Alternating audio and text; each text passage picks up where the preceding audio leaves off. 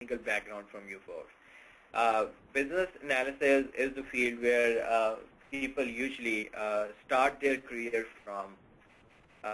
This is the best and easiest way to get into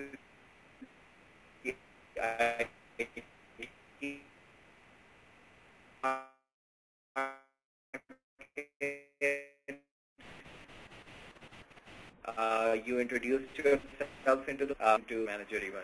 So if your interests are more on the management side, on the business process mapping or modeling side, so then this is really a good course for you folks to crack yourself into the market and then jump into the management part of this. People or companies are not really looking towards you to be a very technical person.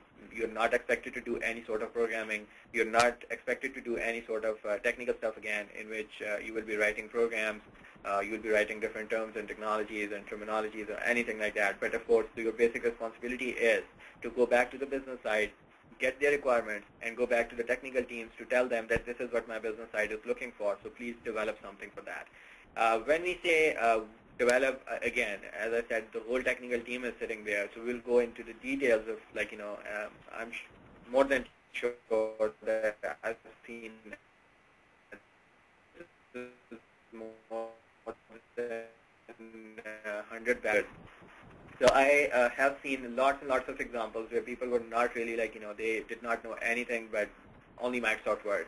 And they just started this course, and they cracked their very first interview. They started their career, and now, as I said, it's been 4 years. So I have so many examples right in front of me. I know so many project managers. So I trained them as a business analyst, and then right after first or second project, they became project coordinator or project managers. And they, of course, they are really enjoying their lives, and then, of course, on the professional side as well. The reason is, again, as I said, because the business or the organizations or companies or industry is not really looking, or they're not really expecting any sort of technical background from you folks. As long as your communication skills are strong, again, I try to explain this thing within my demo session also, that when I say communication skills, so we are not really looking for any sort of having a very good or great accent, English accent, or knowing about different verbiage, or having a very good vocabulary on that front. Or it has nothing to do with that. When we say communication skills, so it only belongs to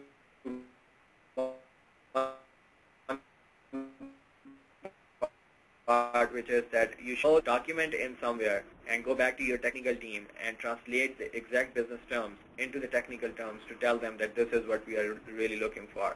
Technical teams are already hired to